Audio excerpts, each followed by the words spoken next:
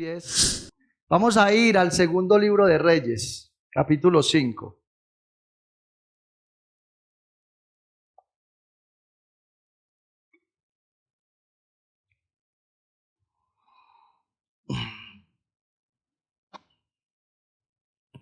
Segundo libro de los Reyes, capítulo 5. Vamos a leer los primeros 19 versículos. Amén. Si ve que alguien tiene dificultad o alguien no tiene Biblia, por favor acérquese y le puede colaborar. Y cuando todos estén ahí me dicen amén para yo saber y damos inicio a la lectura de la palabra del Señor. Segundo de Reyes, capítulo 5. Desde el versículo 1 hasta el versículo 19. Si usted no tiene problemas de salud en sus pies, por favor póngase sobre los pies. Si no está afectada de salud, para que lo hagamos con plena reverencia delante del Señor. Amén. ¿Estamos ahí? En esta mañana damos lectura a la palabra del Señor en el nombre del Padre, en el nombre del Hijo y bajo la dirección de su Santo Espíritu que está dentro de la iglesia. Los que somos iglesia decimos gloria al Señor. Dice así la palabra. Naamán, general del ejército del rey de Siria, era varón grande delante de su señor y lo tenía en alta estima porque por medio de él había dado el Señor salvación a Siria. Era este hombre valeroso en extremo, pero leproso. Y de Siria habían salido bandas armadas y habían llevado cautiva de la tierra de Israel a una muchacha, la cual servía a la mujer de Naamán. Esta dijo a su señora: si rogase mi señor al profeta que está en Samaria, él lo sanaría de su lepra. Entrando Naamán a su señor, le relató diciendo: así ha dicho una muchacha que es de la tierra de Israel. Y le dijo el rey de Siria: anda, ve y yo enviaré cartas al rey de Israel. Salió pues él llevando consigo 10 talentos de plata y 6,000 piezas de oro y 10 mudas de vestidos. Tomó también cartas para el rey de Israel que decían así: cuando lleguen a ti estas cartas, sabe por ellas que yo envío a ti mi siervo Naamán para que lo sanes de su lepra. Luego que el rey de Israel leyó las cartas, rasgó sus vestidos y dijo: ¿soy yo Dios que mate y dé vida para que éste envíe a mí a que sane un hombre de su lepra? Considerad ahora y ved cómo busca ocasión contra mí. Cuando Eliseo, el varón de Dios, oyó que el rey de Israel había rasgado sus vestidos, envió a decir al rey: ¿por qué has rasgado tus vestidos? Venga ahora a mí y sabrá que hay profeta en Israel. Y vino Naamán con sus caballos y con su carro y se paró a las puertas de la casa de Eliseo. Entonces Eliseo le envió un mensajero diciendo: ve y lávate 7 veces en el Jordán y tu carne se restaurará y serás limpio. Y Naamán se fue enojado diciendo: he aquí yo decía para mí, saldrá él luego y estando en pie invocará el nombre del Señor su Dios y alzará su mano y tocará el lugar y sanará la lepra. Abana y Farfar, ríos de Damasco, ¿no son mejores que todas las aguas de Israel? Si me lavare en ellos, ¿no seré también limpio? Y se volvió y se fue enojado. Mas sus criados se le acercaron y le hablaron diciendo: Padre mío, si el profeta te mandara alguna cosa, ¿no lo harías? ¿Cuánto más diciéndote: lávate y serás limpio? Él entonces descendió y se zambulló 7 veces en el Jordán, conforme a la palabra del varón de Dios. Y su carne se volvió como la carne de un niño, y quedó limpio. Y volvió al varón de Dios, él y toda su compañía, y se puso delante de él y dijo: he aquí, ahora conozco que no hay Dios en toda la tierra sino en Israel. Te ruego que recibas algún presente de tu siervo. Mas él dijo: vive el Señor en cuya presencia estoy, que no lo aceptaré. Y le instaba que aceptara alguna cosa, pero él no quiso. Entonces Naamán dijo: te ruego pues, de esta tierra no se dará a tu siervo la carga de un par de mulas, porque de aquí en adelante tu siervo no sacrificará holocausto, ni ofrecerá sacrificio a otros dioses, sino al Señor. En esto perdone el Señor a tu siervo, que cuando mi señor el rey entrare en el templo de Rimón para adorar en él y se apoyare sobre mi brazo, si yo también me inclinare en el templo de Rimón, cuando haga tal, el Señor perdone en esto a tu siervo. Y él le dijo: ve en paz. Se fue pues y caminó como media legua de tierra. Vamos a orar. Señor y Dios, una vez más, te damos muchísimas gracias por tu palabra, por tu presencia, por la libertad de tu Espíritu en medio de nosotros. Qué bueno eres, Señor. El Dios que vino a morir en esta tierra, en una cruz. El Dios que descendió a la tumba. El Dios que se levantó al tercer día. El Dios que ascendió al cielo y un día volverá, está en medio de nosotros. Gracias porque te has dirigido por medio de este vaso a hablar nuevamente a tu pueblo. Yo ruego en esta hora que me llenes de tu presencia, de tu santidad, que me des espíritu de sabiduría y discernimiento para que este mensaje pueda ser predicado no conforme a mi razonamiento, sino conforme a la necesidad de todos y cada uno de los oyentes que has determinado traer en la mañana de hoy. Yo simplemente me doy en tus manos reconociendo que no hay nada bueno en mí, excepto lo que has hecho por medio de Cristo y del Espíritu Santo en mi corazón. Pido, Señor, en esta hora, que reprendas toda obra, toda artimaña, todo plan, toda obra de las tinieblas, que te lleves fuera todo lo que el enemigo haya querido introducir en este lugar por medio de esos siervos malvados que él determina usar. Ruego, Señor, que haya libertad. Ruego, Señor, que la iglesia tenga ese temor y reverencia para escuchar tu mensaje. Que aquellos, Señor, que tienen como costumbre venir a dormir a la iglesia, hoy entiendan delante de quién están. Que hoy entiendan delante de quién están y que tengan ese temor reverente. Que aprendan a pelear la batalla desde ahí, desde la silla. Que presten el mayor cuidado a la predicación para que tu Espíritu Santo pueda hacer una obra sobrenatural en ellos.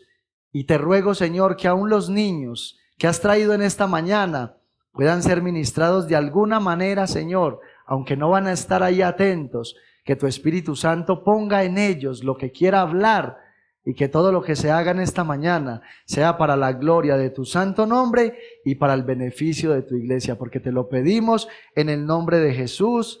Amén y amén. Gloria a Dios. Pueden sentarse cada uno, los niños pueden pasar a sus lugares.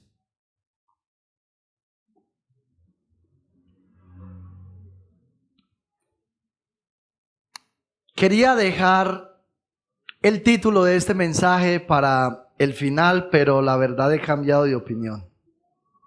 Vamos a dar de inicio el título al mensaje: la efectividad de la gracia salvadora de Dios. Escúchelo bien: la efectividad de la gracia salvadora de Dios. En estos versículos que nosotros hemos tomado, lo primero que vemos es que la historia nos empieza hablando acerca de Naamán. En primer lugar, vemos que la Biblia nos habla acerca de Naamán. Pero escuche algo. Hay alguien que está presente en este capítulo 5 y que está primero que Naamán. Y ese personaje que aparece aquí es el Señor. Bueno, ya hemos escuchado muchas veces que el Señor es eterno. ¿Cuántos creen esa verdad de que nuestro Dios es eterno? ¿Cuántos creen esa verdad de que Dios determinó desde antes de fundar la tierra traer salvación a los hombres por medio de Cristo. Ese es el Dios que usted y yo tenemos, y de hecho este es el Dios que nosotros vemos aquí. Escuche, en el capítulo 5, versículo 1, vemos que la Biblia dice que Dios por medio de Naamán había salvado ¿a quién? A Siria, a la nación donde él vivía. O sea, Dios lo hizo por medio de Naamán. Entonces, ¿qué podemos ver nosotros aquí? Que Dios no estuvo ignorando a Naamán. Durante todo ese tiempo, desde que Naamán estuvo en el vientre de su madre, Dios lo cuidó. Porque Dios había determinado salvar a aquel hombre. Y bueno, yo creo que nosotros también estamos en igualdad de condición. Desde el mismo momento en el cual usted y yo fuimos engendrados en el vientre de nuestra madre, ya el Señor desde ahí nos había amado. Es más, no desde ahí, desde antes de fundar la tierra ya Él sabía que íbamos a estar en el vientre de nuestra madre. Desde que Él fundó la tierra decidió amarnos. Ahí es donde nosotros vemos la gracia, porque la gracia consiste en que sin nosotros merecer la salvación, Dios determinó un plan que fue enviar a Cristo a morir en la cruz para darnos esa salvación. Escuche, nosotros merecíamos todo lo contrario. Nosotros merecíamos, por causa del pecado, ir a una condenación por toda la eternidad. Y aquí vemos la gracia de Dios. ¿Cómo? Obrando en la vida de Naamán. Escuche, el gran Naamán. No estamos hablando de un simple hombre, el gran Naamán. Hoy vamos a dividir este mensaje en 4 encabezados, escuche. El primer encabezado lo vemos en el versículo 1 y este encabezado lo he titulado El gran Naamán y su gran problema. Desde el versículo 2 hasta el versículo 8, nosotros vemos el segundo encabezado, el cual he titulado La única cura existente para Naamán. Luego desde el versículo 9 hasta el versículo 14 he titulado el tercer encabezado La reacción y la cura inmediata de Naamán. Y el cuarto encabezado va desde los versículos 15 hasta el versículo 19 y lo he titulado Los primeros frutos de la conversión de Naamán. Entonces vamos a mirar el primer encabezado del versículo 1 que titula La efectividad de la gracia, el gran Naamán y su gran problema. Mira lo que nos dice el versículo 1. Naamán, general del ejército del rey de Siria, era varón grande delante de su señor y lo tenía en alta estima, porque por medio de él había dado el Señor salvación a Siria. Era este hombre valeroso en extremo, pero leproso. Escuche, lo primero que nosotros vemos aquí en este versículo 1 es que se nos dice quién era Naamán. Naamán era el general, escuche, el general del ejército de Siria. Podríamos decir sin temor a equivocarnos que este hombre del cual se habla aquí era el segundo hombre más importante de toda la nación. Naamán era considerado como un héroe nacional. ¿Por qué? Porque por medio de él era que el Señor había traído salvación a aquella nación. Fue el mismo Dios, escuche bien esto, fue el mismo Dios el que determinó que Naamán derribara no sabemos cuántos ejércitos. Quizás algunos más grandes, más fuertes y más poderosos que el ejército sirio, pero Dios estaba detrás de la ecuación. Ya Dios había determinado usar este hombre para traer salvación a toda una nación. Y el texto nos dice que el rey lo tenía en alta estima. Era un hombre importante, no solamente para la nación, sino también para el monarca de la nación.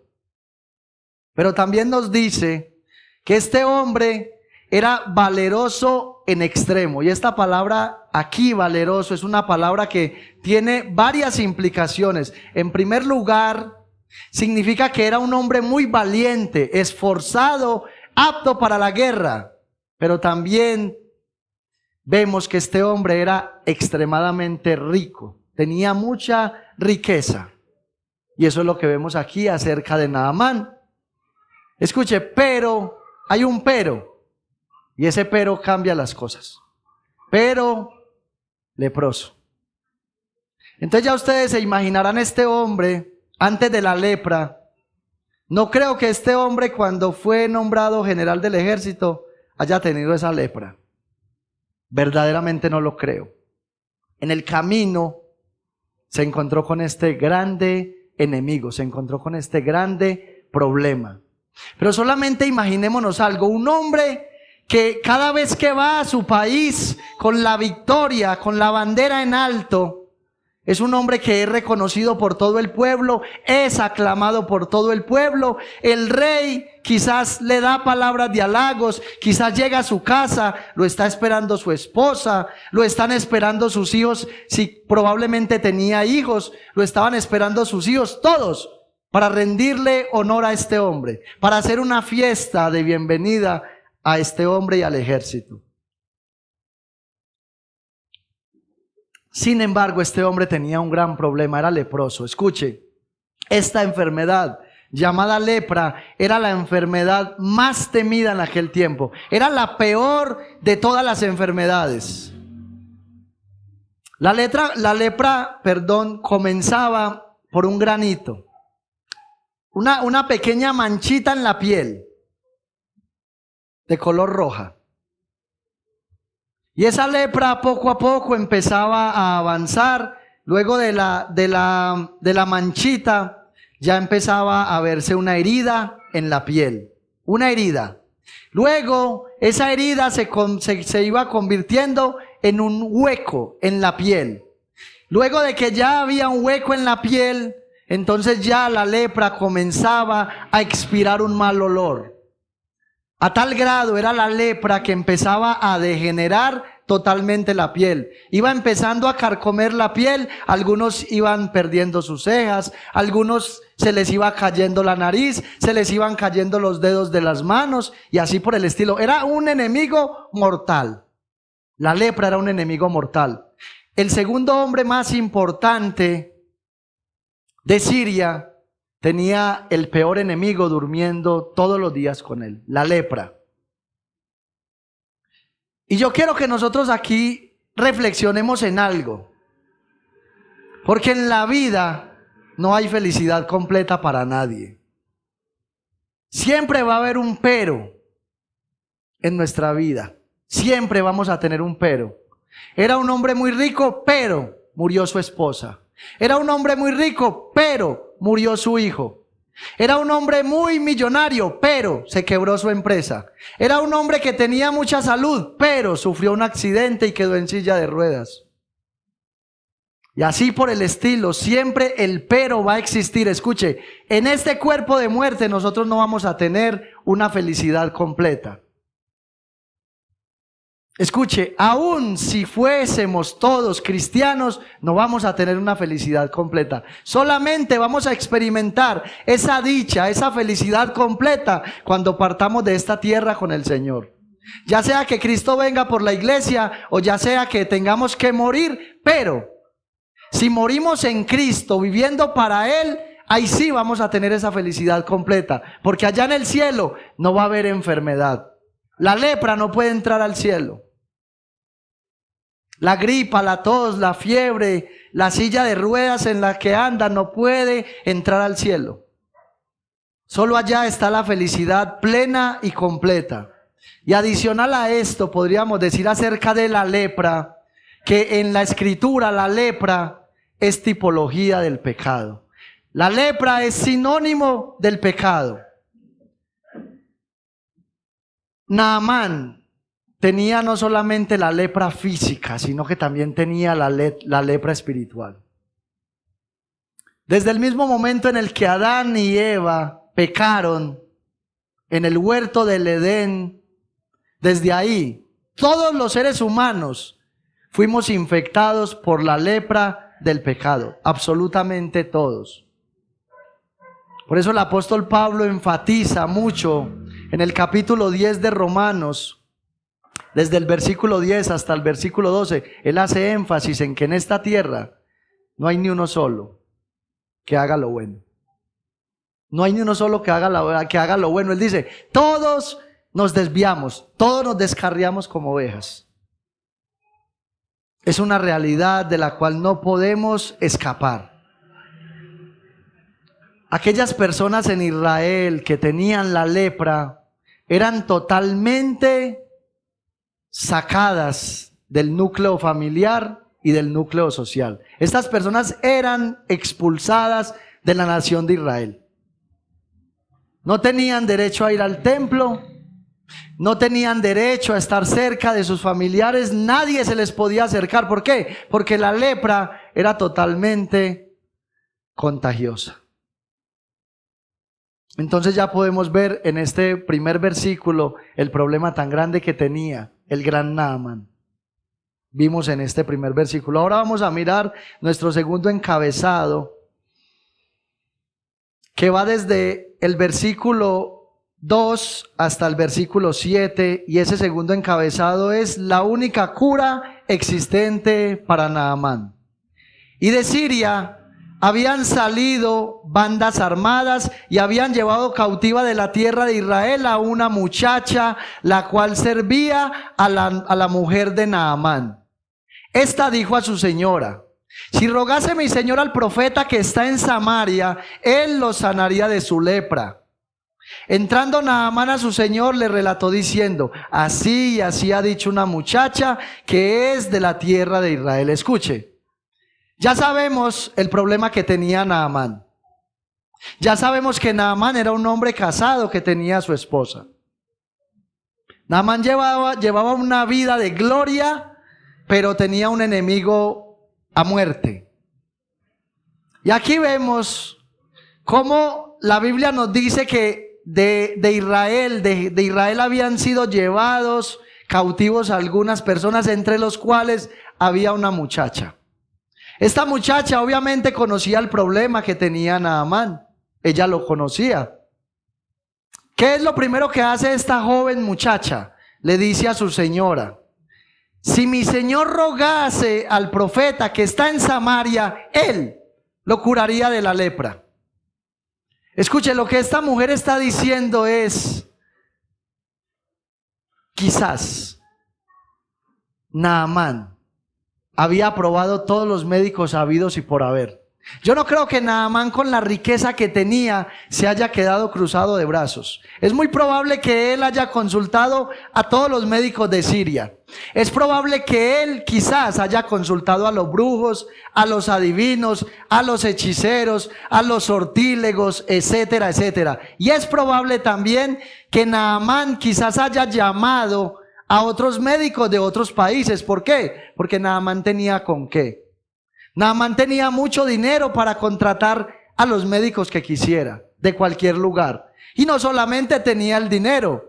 Recuerden que Siria era la potencia mundial. Ante Naamán se tenían que doblegar los reyes de las demás naciones. Esa es la diferencia que hay entre Naamán y los otros reyes en este entonces. Pero esta joven le dice: si mi señor le ruega al profeta que está en Samaria, él lo va a curar de su lepra. Esta mujer lo que dijo con estas palabras fue lo siguiente: no pierda más el tiempo yendo a buscar en otros lugares. Solamente hay uno que puede sanar la lepra, y es el Dios del profeta que está en Samaria. Lo que ella está diciendo es: solamente en Israel usted va a encontrar la solución al problema. Y hay algo muy importante en la vida de esta joven que nos tiene que traer una lección a nosotros como iglesia. Escuche, esta joven había sido llevada cautiva y no sabemos qué pudo pasar en ese momento cuando Siria invadió la tierra de Israel. No sabemos si quizás en medio del enfrentamiento que hubo le mataron a sus padres, quizás le mataron a sus hermanos, quizás le mataron a su mejor amigo. Quizás porque pasaba mucho también que los soldados violentaban a las mujeres después de tomarlas cautivas. No sabemos qué pudo haber pasado en la vida de esta muchacha, pero lo que sí sabemos es que esta muchacha conocía la gracia de Dios. Esta muchacha conocía la gracia de Dios. Esta muchacha se convirtió en el instrumento para que Naamán conociera al Dios de Israel. Y yo quisiera hacer una pregunta a la iglesia en esta mañana. ¿Estás siendo de testimonio para la gente que no conoce al Señor? ¿Estás presentándole al Dios de la Biblia a tu familia? ¿Estás presentándole al Dios de la Biblia a tus compañeros de trabajo? En la escuela, en la universidad, donde te desenvuelves a diario, ¿estás predicando acerca de Cristo y de su salvación?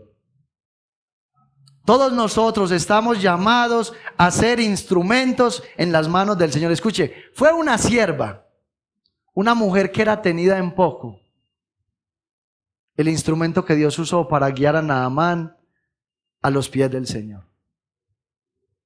Y el texto sigue diciendo que Naamán salió de la presencia de aquella joven y fue donde el rey. Imagínense, les digo algo, se tiene que estar muy desesperado, se tiene que estar muy cansado de ese problema para uno hacer caso a una sierva.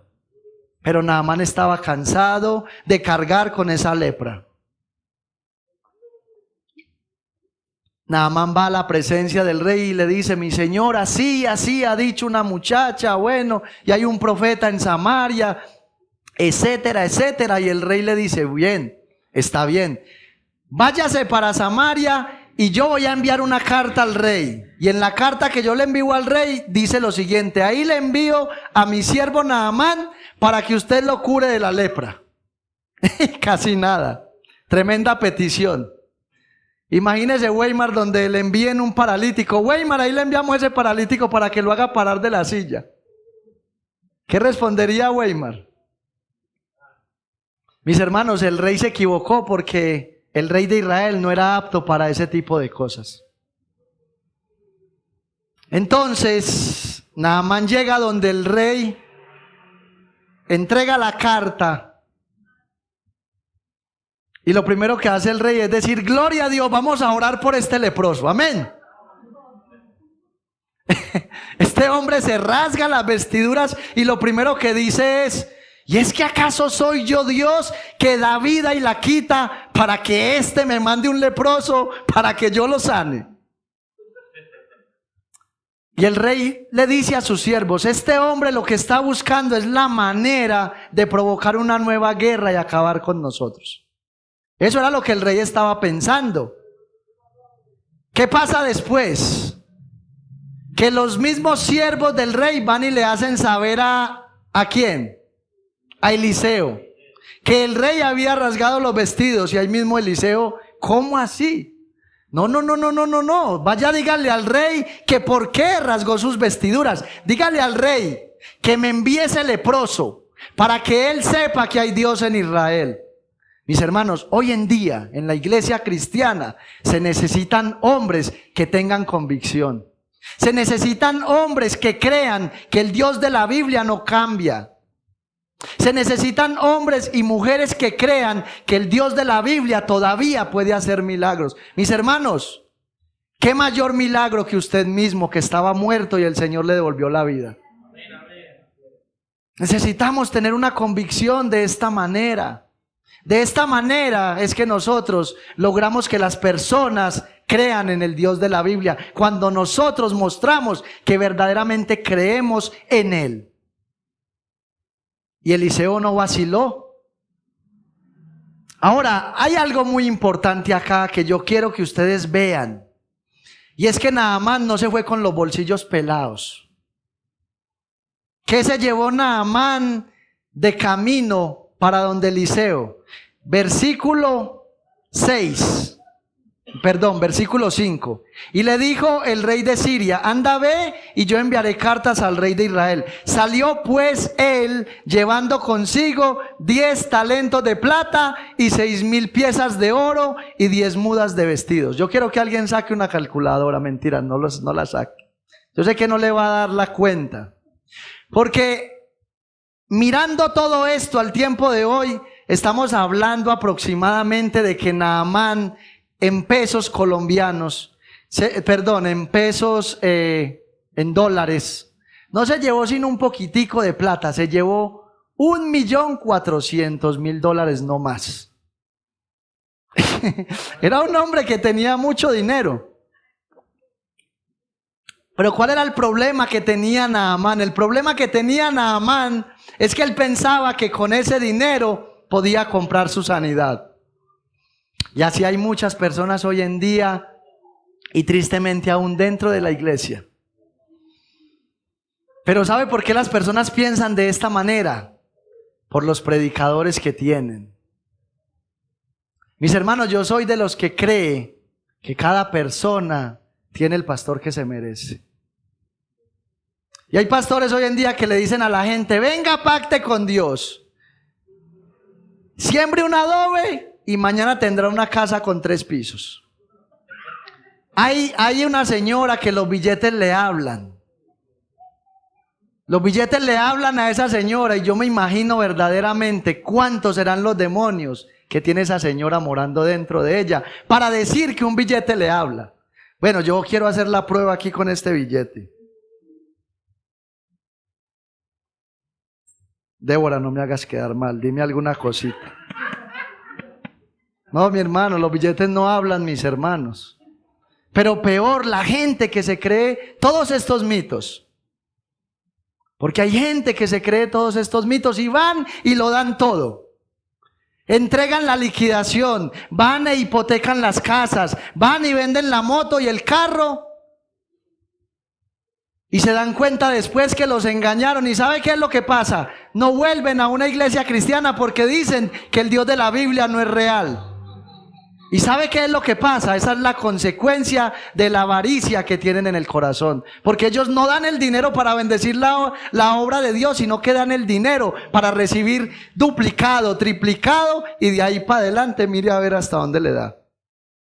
Eso es lo que pasa, mis hermanos, con mucha gente hoy en día dentro de las iglesias. Nada manera ese tipo de personas. Bueno, yo me llevo este $1.400.000 y yo sé que ese profeta va a quedar deslumbrado.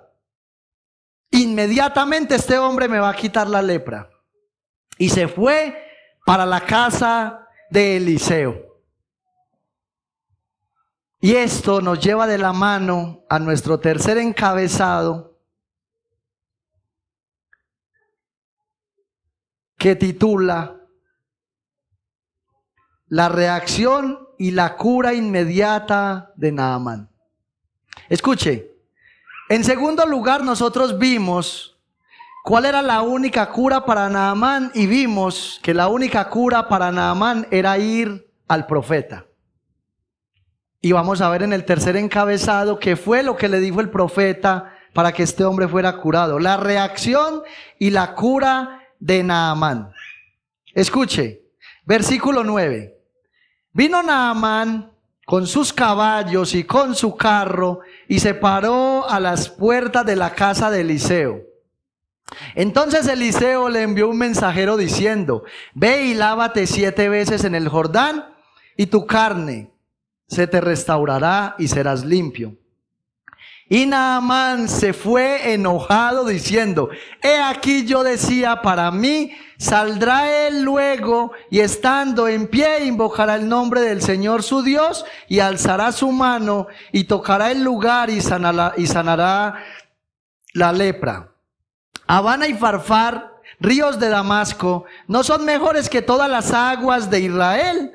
Si me lavare en ellos, ¿no seré tan bien limpio? Y se le acercaron y le hablaron diciendo: Padre mío, perdón, dejémoslo hasta ahí. Y se fue enojado, dejémoslo hasta ahí. Escuche, ¿qué vemos aquí en estos versículos que acabamos de mirar? Vemos que Naamán se para frente a la puerta de Eliseo con sus caballos, con su ejército. No sabemos cuántos soldados llevaría, cuántos hombres de la alta en la nación irían acompañándolo, pero sí sabemos que llevaba una gran riqueza. Y este hombre se para frente a la puerta de Eliseo, y yo me imagino a Naamán ahí con su buen traje y alzando pecho, y se para ahí a esperar a que Eliseo salga. Y cuando menos piensa, No sale Eliseo. Envía un siervo y le dice: ve y lávate 7 veces en el Jordán, zambúllete 7 veces. Y este hombre se fue enojado. Y él dice luego cuál es la causa de su enojo. Y él dice: he aquí, yo pensaba que él iba a salir y que él simplemente iba a tocar el lugar afectado, luego iba a orar al Señor su Dios y yo iba a quedar limpiecito.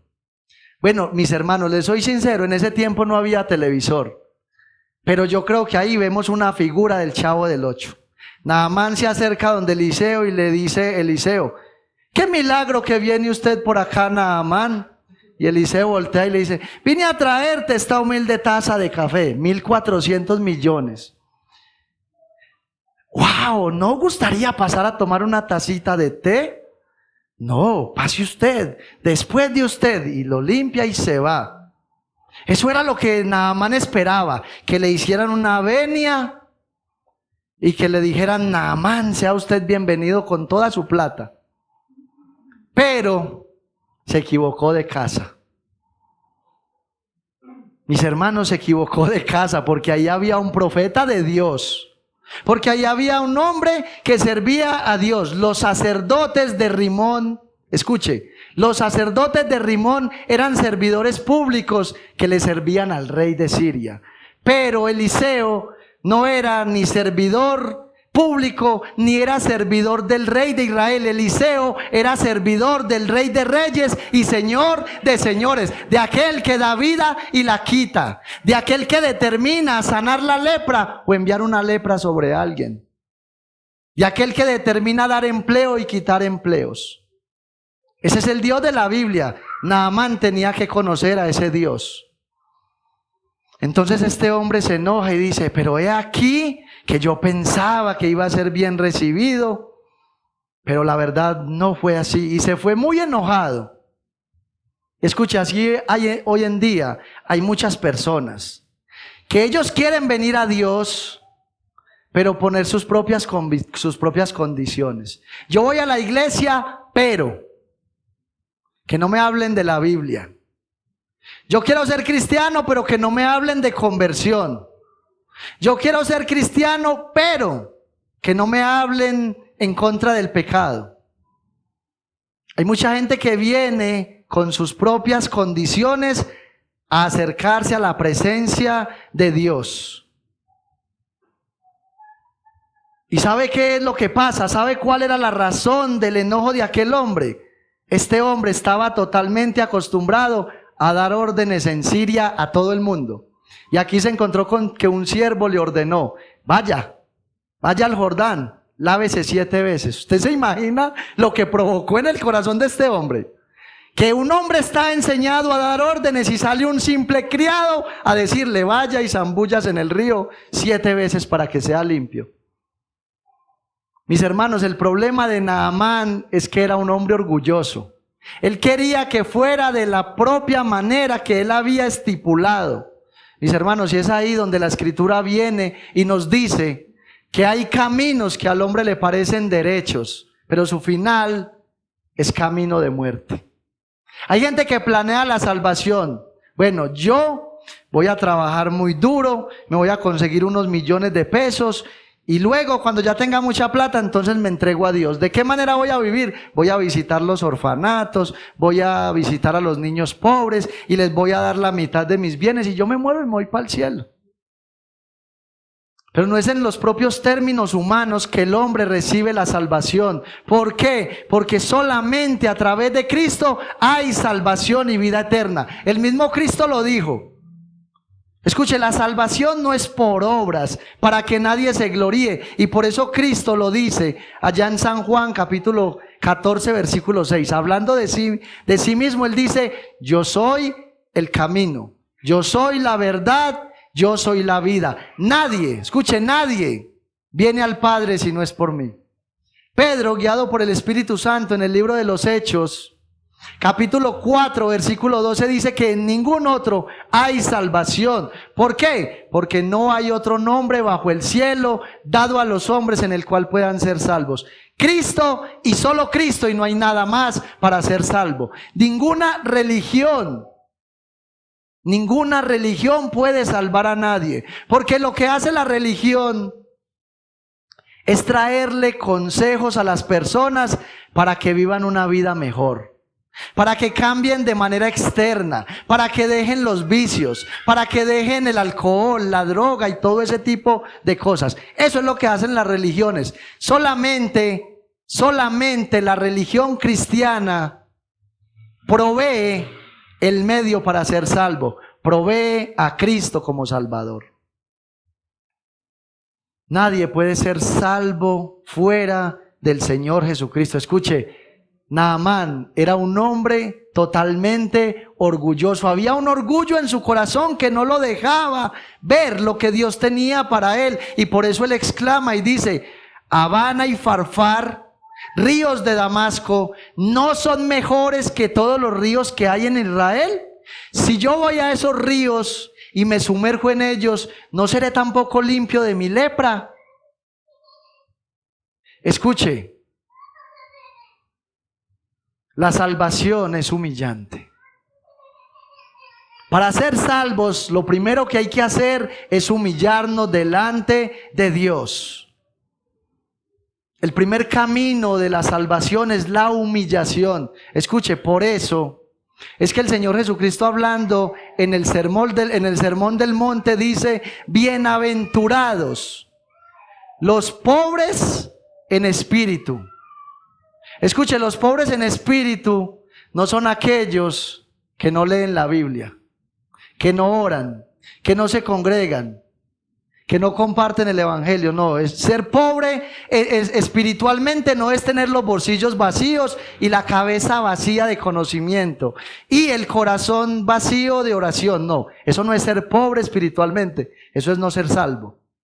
Ser pobre espiritualmente consiste en reconocer que estamos en bancarrota, que no tenemos nada para aportarle a nuestra salvación, que no tenemos nada en nosotros mismos que pueda sorprender a Dios, que es solo Él el que trae salvación y vida eterna a nosotros. Ser pobres en espíritu es reconocer nuestra maldad y pecado delante de Dios. Note que el texto no dice: bienaventurados los de clase media espiritual.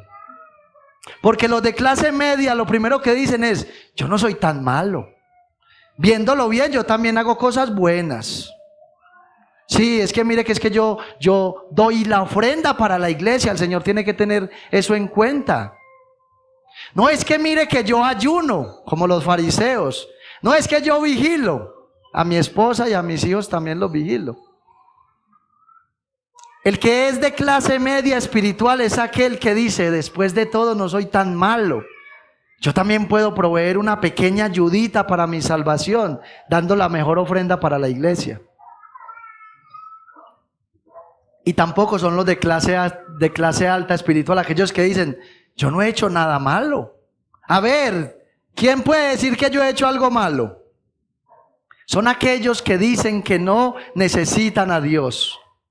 Escuche, aún aquellos que no matan, aún aquellos que no roban, aún aquellos que no dicen mentiras, aún aquellos que no son infieles, aún aquellos que no roban y trabajan, aún ellos están en bancarrota. ¿Sabe por qué?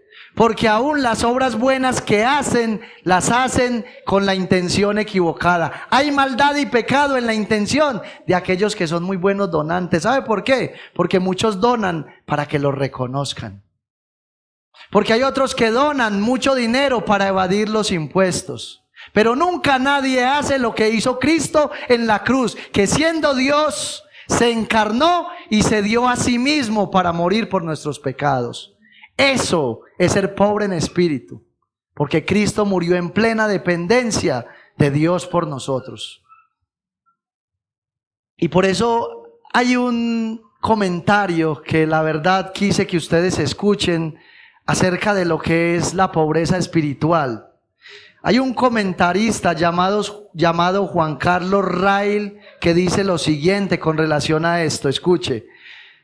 Bienaventurado aquel hombre que ha aprendido a sentir que es un miserable pecador y que no hay salud en él. Bienaventurado también aquel que ha aprendido que es un leproso espiritual y una criatura malvada y pecadora. Escuche, conocer nuestra enfermedad es el primer paso hacia nuestra curación. Escuche, el problema que muchas almas tienen es que nunca han visto su maldad y su pecado. Ese es el problema que muchos tienen. Nunca han visto su maldad y su pecado.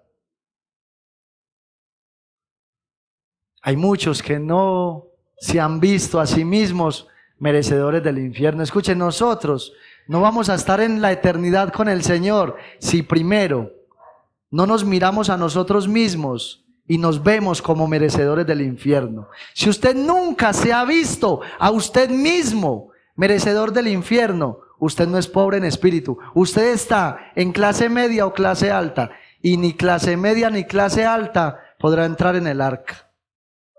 Solamente los de clase pobre, que están en bancarrota, que no tienen nada que ofrecer al Señor. Lo único que nosotros podemos aportar a la salvación es nuestro pecado. Y el Señor hace todo en nosotros para limpiarnos. Por eso, escuche, iglesia, si alguno de los que está aquí en esta mañana no ha venido en arrepentimiento y fe, nunca ha reconocido sus pecados delante de Dios, y hoy el Espíritu Santo le muestra que tiene una lepra espiritual, el consejo que te doy es el siguiente: zambúllete en el río de la sangre de Cristo y serás limpiado por completo de tu pecado.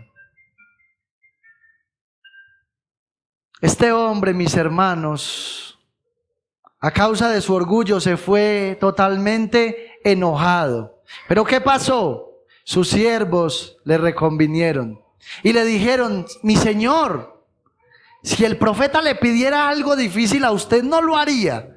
¿Cuánto más que él simplemente le dijo: vaya, métase 7 veces en el Jordán?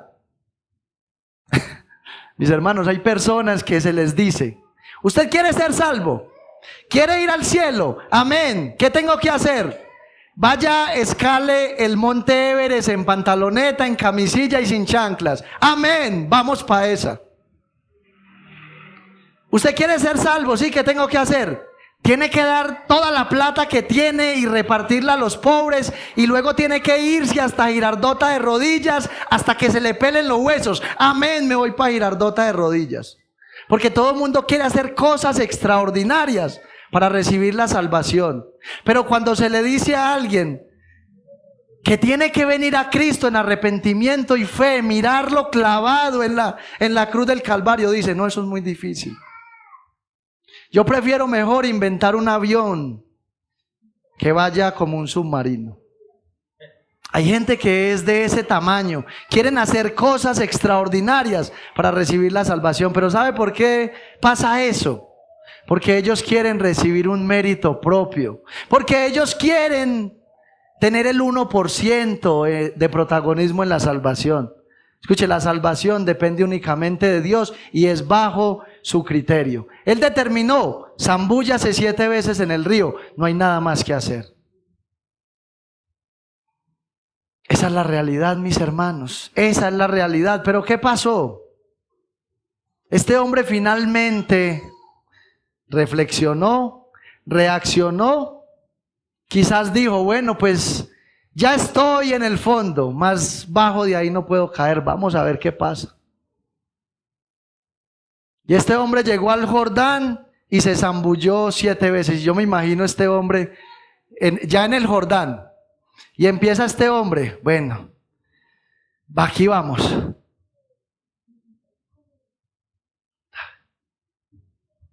¿Y aquí qué pasó? Son 7.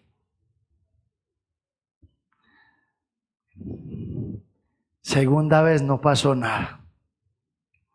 Tercera, cuarta, quinta, sexta. Y yo me imagino quizás este hombre con esa preocupación, recordando cosas como esta, que no podía ni siquiera tocar a su mujer, que no podía abrazar a sus hijos, que no podía tener contacto con la sociedad, que no podía ir al templo a adorar a Rimón, que de hecho padece un riñón porque no podía hacer nada por él.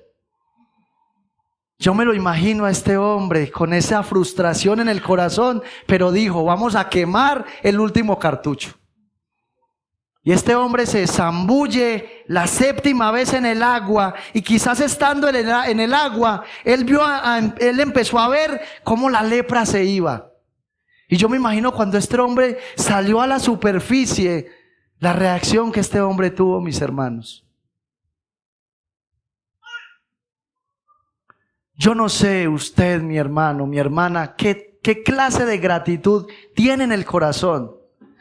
Pero cuando yo recibí la salvación del Señor, yo sentí como que un costal muy pesado, una carga que no podía soportar, se fue. Y lo primero que yo hice fue levantar las manos al cielo. Mis hermanos, la salvación solamente ocurre una sola vez y es para siempre. El Dios de la Biblia no solamente salva una sola vez, sino que lo hace para siempre. Entonces Naamán se ve curado de su lepra, y el texto nos dice que cuando él salió del agua, cuando él salió del río Jordán, dice que su piel era como la de un niño. Ustedes se imaginan, mis hermanos, a mí me gustaría ir allá porque yo ya me veo un poquito arrugadito. Escuche, pero no solamente su piel era como la de un niño, su corazón era como el de un niño, porque esa es la obra que hace Dios en un pecador que se sumerge en la sangre del Señor Jesucristo. Eso es lo que hace una transformación en el corazón, que usted y yo pasamos de ser hombres y mujeres perversos, que hablan mentira, que hablan vanidad, que con su boca matan, engañan. Pasamos a ser hombres que hablamos bendición. Pasamos a ser hombres y mujeres que hablamos con la verdad. Esa es la transformación que hizo Dios en la Biblia, de tal manera que este hombre, o más bien lo primero que Dios hizo en el corazón de este hombre fue sacar la idolatría que había en él. De esta manera llegamos a nuestro cuarto encabezado, que he titulado Los primeros frutos de la conversión de Naamán, versículo 14 al 19. Él entonces descendió y se zambulló 7 veces en el Jordán, conforme a la palabra del varón de Dios, y su carne se volvió como la carne de un niño, y quedó limpio. Y volvió al varón de Dios, él y toda su compañía, y se puso delante de él. Y dijo: He aquí, ahora conozco que no hay Dios en toda la tierra, sino en Israel. Te ruego que recibas algún presente de tu siervo. Mas él dijo: Vive el Señor, en cuya presencia estoy, que no lo aceptaré. Y le instaba que aceptara alguna cosa, pero él no quiso. Entonces Naamán dijo: Te ruego pues, de esta tierra no se dará a tu siervo la carga de un par de mulas, porque de aquí en adelante tu siervo no sacrificará holocausto ni ofrecerá sacrificio a otros dioses, sino al Señor. En esto perdona el Señor a tu siervo, que cuando mi señor el rey entrare en el templo de Rimón para adorar en él y se apoyare sobre mi brazo, si yo también me inclinare en el templo de Rimón, cuando haga tal, el Señor perdone en esto a tu siervo. Y él le dijo: Ve en paz. Se fue pues y caminó como media legua de tierra. ¿Qué es lo que vemos aquí? Vemos los primeros frutos de la conversión de este hombre. ¿Qué es lo primero que nosotros vemos aquí? Vemos un hombre generoso. Escuche, ya no vemos ese hombre arrogante, que eso es algo bien importante que necesitamos entender. Ya no vemos este hombre arrogante que quiere comprar el favor de Dios con dinero. Ya vemos un hombre que tiene un corazón humilde y simplemente quiere llevar una ofrenda voluntaria. Esa es una de las cosas por las cuales se mide un verdadero creyente. Porque no viene a la iglesia y trae la ofrenda para comprar el favor de Dios. No viene a traer una buena ofrenda para que el Señor se la triplique. No, viene a traer una buena ofrenda porque entiende que todo lo que tiene es del Señor y en plena gratitud de corazón da al Señor, escuche, lo que es del Señor. Eso es lo primero que vemos aquí en este texto. Pero ¿qué pasa? Eliseo le dice, no voy a recibir esa ofrenda que usted trae. Probablemente lo que Eliseo quería mostrarle a Naamán y a sus siervos era que él no servía a Dios por dinero, que él no servía a Dios por interés, sino que su principal anhelo era la conversión de las almas. Y luego este hombre le dice, bueno, y no se le dará a tu siervo, dice, no, te ruego pues de esta tierra no se dará a tu siervo la carga de un par de mulas, porque de aquí en adelante tu siervo no sacrificará holocausto, ni ofrecerá sacrificio a otros dioses, sino al Señor. Entonces, en primer lugar vemos que Naamán trae una ofrenda voluntaria. Y en segundo lugar, él pide tierra, y es muy probable que lo que él quería era ya en Siria levantar un altar en honor al Señor. Él ya no quería seguir adorando a esos dioses muertos, que de hecho no habían hecho nada por él. Él ya quería levantar un altar al único Dios vivo para homenajear a ese único Dios que había traído sanidad y salvación a su corazón. Y luego le hace una petición porque había algo que él tenía que hacer. Pero este hombre, con plena fe y convicción, le dice a Eliseo, en esto perdona el Señor a tu siervo, que cuando mi señor el rey entrare en el templo de Rimón para adorar en él, y se apoyare sobre mi brazo, si yo también me inclinare en el templo de Rimón, cuando haga tal, el Señor perdone en esto a tu siervo. Aquí vemos un hombre precavido. Aquí vemos un hombre que reconoce que es carne. Vemos un hombre que reconoce su facilidad para pecar. Pero vemos un hombre que conoce al Dios de la gracia, que conoce la efectividad de la gracia. Y vemos a un hombre que confía en un Dios que perdona. Mis hermanos, si hay algo que nosotros deberíamos honrar del Dios que tenemos, es esa facilidad para perdonar. Mis hermanos, solamente piense en el día, ¿cuántas veces usted y yo le fallamos a Dios en el día? Solamente medite con su pensamiento, ¿cuántas veces usted le falla a Dios con su boca? ¿Cuánta necedad sale de nuestra boca en un día? ¿Cuánta incredulidad sale de nuestro corazón en un día? Y sin embargo Dios está ahí para perdonar. Porque Cristo, dice la Biblia, murió por nuestros pecados, pasados, presentes y futuros. Y sin nosotros caer en el anhelo de pecar, porque el verdadero creyente aborrece el pecado. Eso fue lo que mostró Naamán. Él mostró que ya no quería adorar a otros dioses, pero que como él tenía al rey por encima de él, aquí terrenalmente hablando, él se tenía que someter al rey. Lastimosamente, él dijo, si yo tuviese que hacer eso, que el Señor me perdone por esa falta. Mis hermanos, eso es entender la gracia del Señor. Y este hombre finalmente se fue para su tierra en paz. Mis hermanos, eso es lo que hace la gracia efectiva de Dios. Trae paz al corazón. ¿Qué lecciones podemos aprender acerca de este texto? Creo que muchas, pero vamos a mirar solo 2 lecciones que podemos aprender de este texto que tomamos. En primer lugar, miramos que Dios tuvo que humillar a Naamán. Lo tuvo que humillar y lo tuvo que afligir con la lepra. ¿Para qué? Para acercarlo a él y otorgarle la gracia efectiva de la salvación. Mírese usted en ese espejo. Mírese usted ahí cuántas veces rechazó al Señor. ¿Cuántas veces a usted le predicaron el evangelio y lo rechazó? ¿Cuántas veces a usted Le hablaron de la Biblia y usted rechazó el mensaje. Y sin embargo, Dios tuvo que usar algo. Algunos, el Señor tuvo que quitarles un familiar y en medio de un luto les predicaron el evangelio y el Espíritu Santo los convenció. A otros, el Señor les tuvo que quitar la salud. A otros, los tuvo que dejar sin empleo.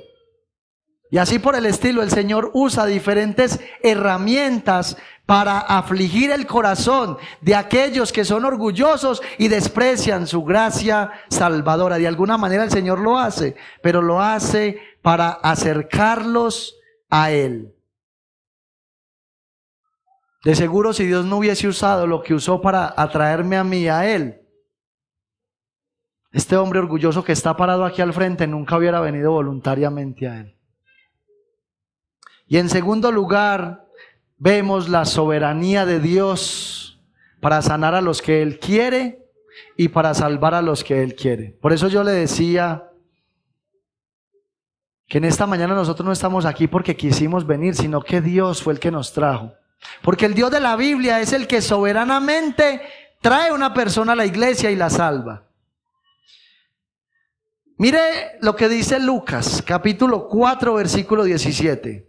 Y muchos leprosos había en Israel. Mire bien, escuche bien. Y muchos leprosos había en Israel en tiempo del profeta Eliseo. Pero ninguno de ellos fue limpiado, sino Naamán el sirio. Aquí vemos al Dios soberano de la Biblia. Hombres leprosos del pueblo de Israel y Dios no los quiso sanar de la lepra. Este hombre gentil, idólatra, pagano, que estaba lejos de la promesa, el Señor determinó limpiarlo de la lepra y salvarlo para siempre. Y yo quiero que como lección hoy meditemos, mis hermanos, meditemos en esto que es bien serio. Usted y yo estábamos en una multitud, muertos en delitos y pecados. Estábamos muertos, no había nada bueno en nosotros, solamente había pecado. Y Cristo entre esa multitud lo vio a usted y me dio a mí y soberanamente dijo: te voy a salvar, te voy a dar vida, te voy a resucitar de la muerte espiritual y te voy a atraer al reino de los cielos. ¿Qué hizo usted para que Dios lo salvara? ¿Qué hizo usted para que Dios lo sanara de la lepra espiritual? Ninguno de nosotros hicimos nada y Dios, sin embargo, en su soberanía, en su gracia, en su infinito amor, desde antes de fundar la tierra, nos escogió en Él. Y eso es lo que nos dice el apóstol Pablo, que Él nos escogió, escuche, nos escogió en Él, desde antes de la fundación del mundo. Y eso lo que significa es que el propósito de Dios al salvar a un creyente no es salvarlo para que venga y se siente en una silla. No es salvarlo para que simplemente venga y cante canciones. No es salvarlo simplemente para que ore, lea la escritura, cante y haga todas las actividades de la iglesia y viva como si nada. No. El Señor nos ha salvado a nosotros para que estemos en Él, para que tengamos una relación personal con Él, para que lo disfrutemos a Él todos los días de nuestra vida. Para eso nos salvó el Señor. El Señor no nos salvó para que seamos religiosos. Es para que estemos en Cristo, sentados en lugares celestiales. Yo quisiera hacer una pregunta en esta mañana. Con relación a lo que es la lepra, bíblicamente hablando, la lepra es pecado. ¿Eres consciente de la obra de Cristo a favor de tu vida? ¿Usted realmente tiene conciencia de quién fue el que lo salvó a usted? Escuche, a nosotros no nos salvó un hombre común y corriente. A nosotros no nos salvó un hombre pecador. El que nos salvó a nosotros es el Dios encarnado. El que nos salvó a nosotros es aquel del cual el libro de Apocalipsis le llama el Rey de Reyes y Señor de Señores. Y yo quiero que usted ahí donde está ponga a volar su imaginación por un momento. Imagínese un rey terrenal, el que usted quiera. Imagínese cualquier rey, Yo quiero que usted haga este ejercicio con los ojos cerrados. Todos, por favor, van a cerrar los ojos. Todos, sin excepción alguna. Todos. Van a cerrar los ojos. Ahí donde usted está con sus ojos cerrados, imagínese un rey terrenal, el rey más poderoso, el rey más esplendoroso que usted jamás haya visto. Y yo voy a hacer una serie de preguntas que salen de un himno que escuché y que verdaderamente quebrantó mi corazón. Y es una especie de afirmaciones acerca de Cristo, que es el Rey de Reyes y Señor de Señores. Escuche bien lo que le voy a decir. Empieza el himno diciendo: no existe un rey que se deje crucificar. No existe un rey que muera en soledad. No existe un rey que no tenga amigos ni ejército armado para poder pelear. Y después dice: no hay un rey como él, no hay hombre como él, que se entregue humilde para padecer, que ante las mentiras no se quiera defender y darnos la oportunidad que le elijamos a él. Y luego la segunda estrofa dice: no hay rey que quiera el poder abandonar y que sencillas ropas quiera usar. No hay rey que quiera el poder abandonar y frente a la muerte se quiera entregar. Y finaliza diciendo: no hay un rey como él, no hay hombre como él, que se entregue humilde para padecer, que ante las mentiras no se quiera defender y darnos la oportunidad que le elijamos. Ese es el que murió por usted. Ese es el Rey de Reyes y Señor de Señores, aquel que derramó toda su sangre para que por medio de la fe y por medio de su gracia usted y yo nos acerquemos a Él, para que no vayamos a una eternidad sin Él. Yo espero en el Señor que este mensaje haya sido tan efectivo para sus corazones como el título que el Señor le ha dado: la efectividad de la gracia salvadora de Dios. Póngase sobre sus pies y vamos a orar.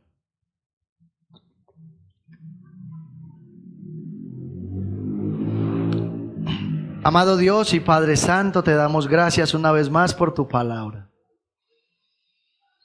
Dios mío, hemos escuchado tu voz por medio de ella en esta hora. Y te damos gracias porque tu palabra es efectiva, Señor. Te damos gracias, Dios mío, porque tu palabra es poderosa. Es tu palabra la que nos tiene en pie el día de hoy. Es tu palabra la que nos ha guardado hasta ahora. Yo te doy gracias, Señor, por este pueblo que determinaste traer en esta mañana. Gracias te doy por todos y cada uno de ellos. Y Señor, yo no conozco el problema que ellos tienen en estos momentos. Yo no conozco esa dificultad que están pasando en su propia vida. Yo no conozco, Señor, ese problema económico, financiero, familiar, esa enfermedad. No conozco nada de ello, Señor. Pero sí sé que ese Dios que curó la lepra de Naamán puede curar cualquier tipo de lepra, puede solucionar cualquier tipo de problema, de dificultad, puede quitar toda la necesidad. Yo creo en ese Dios del profeta Eliseo, ese Dios que se manifestó en esta mañana delante de su pueblo y que hizo grandes obras y milagros en medio de nosotros. Gracias por visitarnos una vez más a través de tu Santo Espíritu. Gracias por esa obra de transformación que has hecho en esta mañana en mentes y corazones. Oramos por toda la iglesia para que podamos seguir avanzando, para que podamos seguir creciendo. Oramos en esta mañana, Señor, por toda la iglesia para que podamos entender el privilegio de la salvación, para que podamos entender que al igual que Naamán éramos gentiles, que no teníamos nada que ver con las promesas del pacto a la nación de Israel, pero que a causa de tu gracia también hemos sido alcanzados. Que podamos entender, Señor, que este mensaje que nosotros recibimos el día de hoy es un mensaje que ha costado la vida de muchos cristianos, que muchos han dado la vida para que este mensaje sea conservado como lo tenemos hasta hoy. Ayúdanos a valorarlo, ayúdanos a creerlo, ayúdanos a vivirlo, Señor, y ayúdanos a transmitirlo con nuestro estilo de vida a aquellos que no te conocen, para que ellos también, al igual que Naamán y nosotros, puedan recibir la efectividad de la gracia salvadora de Dios en cada una de sus vidas y la puedan experimentar. Yo oro, Señor, para que tu iglesia, en esta semana que comenzamos nuevamente, Dios mío, que vienen las diferentes actividades, estudios, trabajo, idas a hacer vueltas, diligencias y todas esas cosas, que no olvidemos, Señor, que hay un Dios soberano que nos mira con ojos de amor y misericordia cada día, que sus ojos están atentos en favor de nosotros, para cuidarnos, para guardarnos, para tener una relación con nosotros, que no nos olvidemos que somos cristianos aquí en la iglesia, pero que también lo somos en nuestros hogares, en nuestros lugares de empleo, allá donde quiera que estemos, Señor, que somos llamados a ser luminares en medio de un mundo que está cubierto por las tinieblas y la oscuridad. Bendice, Señor, a cada niño, a cada niña, bendice cada hogar. Bendice cada uno de los servidores de este lugar. Bendice, Señor, los pastores allá en San Juan de Urabá, la iglesia allá en San Juan de Urabá. Bendice, Señor, los diferentes pastores de este ministerio y todos los creyentes de las diferentes iglesias. Bendícenos a todos, Señor, y ayúdanos a seguir adelante perseverando en la fe. Ahora que tu pueblo sale de este lugar, Dios mío, te rogamos que no salgan de tu presencia, sino que puedan meditar en tus maravillas todos los días, hasta que tú vengas por la iglesia o hasta que nos llames a tu presencia. Todo esto te lo pedimos hoy, dándote toda la gloria y la honra en Cristo Jesús. Amén y amén. Gloria.